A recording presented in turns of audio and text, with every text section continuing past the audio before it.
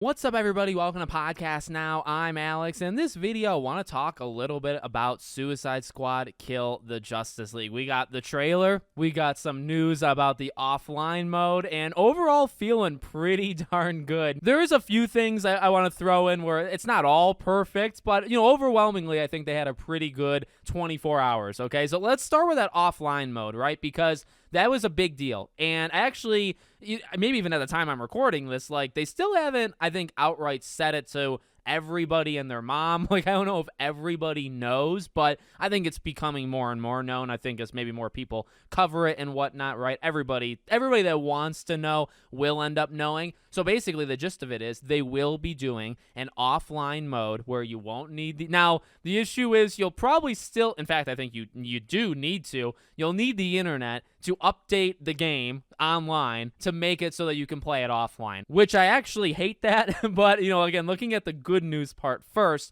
that is fantastic that they're even doing that, right? Offline mode. Thank you, Jesus, for the love of God. People have been asking for this. People have been almost demanding it, and maybe even just flat out demanding it. And I think that's the right call. Allow people to play a game that, as we've talked about, I think a lot of people are giving this, not everybody, and maybe not the majority, hard to tell, but there are a good amount of people that would be playing this game simply to see the Rocksteady story. See the continuation of Arkham and see what you're going to do, right? And again, that might not even be half the people, but even if it's 30% of the people that just want this game, and I think that's actually low, but just for the story, that is a considerable amount. That could be a couple million, right? And you want to make those people as happy as you can, and maybe you've already upset them in other ways, so the best thing you can do is get them to be able to play this game without having to be connected to the freaking internet. Game preservation, as we talk about. Now, okay, well, that does go into the negative. Again, this isn't all positive. It's mostly positive. For something like this, the idea that it doesn't come with the base game, right? So part of this news, at least the way they word it, it certainly doesn't seem like this is going to happen at launch. So it definitely, to me at least, feels like the game's going to come out. It'll still be online only. You have to be connected, all that jazz. And then maybe a little while after. So, again, the thing is they have to do this as soon as possible. You got to drop this at max about a month after the game comes out. Honestly, my prediction would maybe be a couple months after, if we're going to be honest. I feel like they're going to almost prioritize, and they might not look at this as the biggest priority, but this needs to happen as quickly as possible. It should have happened at launch. It should have been in the base game itself and not even requiring an update, because again, I will say it is a great move, and I think in the short term, it definitely helps. I think, honestly, this would give them a boost. It probably should, and it probably will.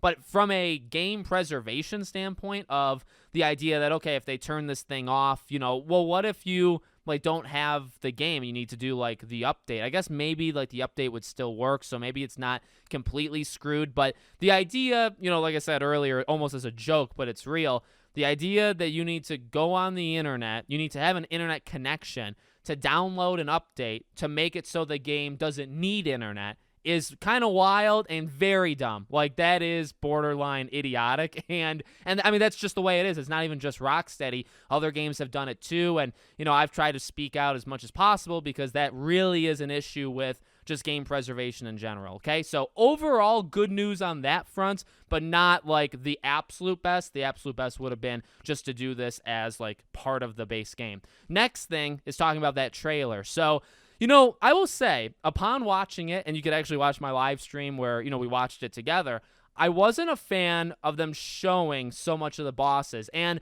I can't say I've moved that much from that opinion. I'm not saying it looked bad, okay? I think Green Lantern was probably the weakest of that group that they showed, but the Flash part looked pretty cool. It was a small little snippet of even Batman.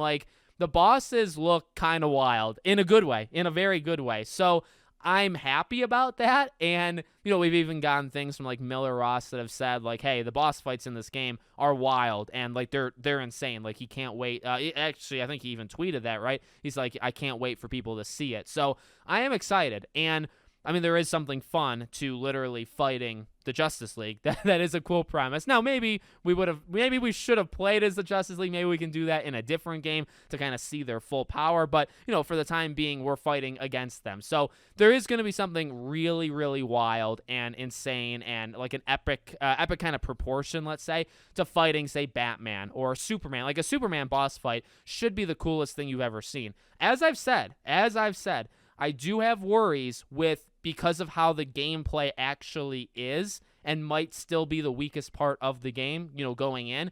That might hurt it because it can be incredible to fight Superman. Can the game, in the way that it's designed, can it optimize it to the best of its ability? And I have serious doubts. I really do. I mean, that's one of my criticisms that I've had since day one, and it's going to be until I play it, and it proves me wrong, which I hope it does prove me wrong, by the way. So I'll say on that end, like the Flash one, I think kind of showed it a bit. Green Lantern, I think, showed it a little bit as well. I don't know. I don't know how fun it'll be. It definitely looked pretty good. Like, it looked better than I thought it was going to look, to be honest. And I guess the only other thing to throw in, as I said in that co-stream, was just, I kind of wanted some of those things to be secret. Now, we don't know the full thing. There's probably going to be, like, opening cutscenes to the fight, closing cutscenes to the fight, whatever ends up happening, with the results of the fight. And again, like, I haven't seen any leaks. I don't even know if the leaks are real. So you might know how these things go, but I do not. I think it can be absolutely incredible. And I guess, selfishly almost, I just wanted it to be as secretive as possible. I would have been fine going in, not seeing anything as to, like, well, how do you fight Flash? What does that look like? I didn't really need to know. I'm not that upset that we did, like, it is what it is. What I mean? Ultimately, it's on me. If I don't want to know, stay off the internet. What I mean? Just get away from it. Then you won't know. But overall, I'm impressed. And I do think,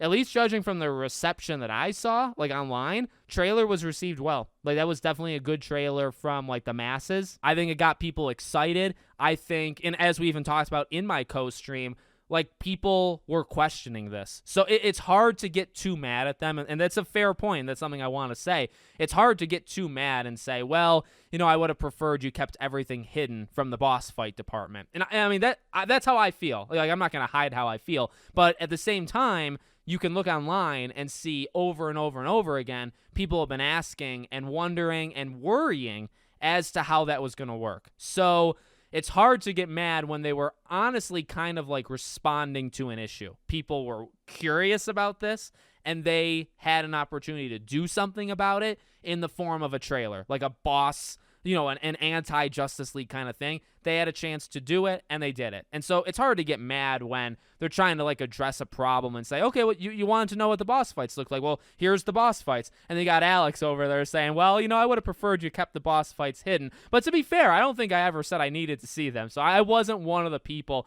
demanding to see boss fights, okay? Let me know, though, what you guys think in the comments. Make sure, as always, you're subscribed to the channel, bell icon turned on, and I hope to see you all on the next one.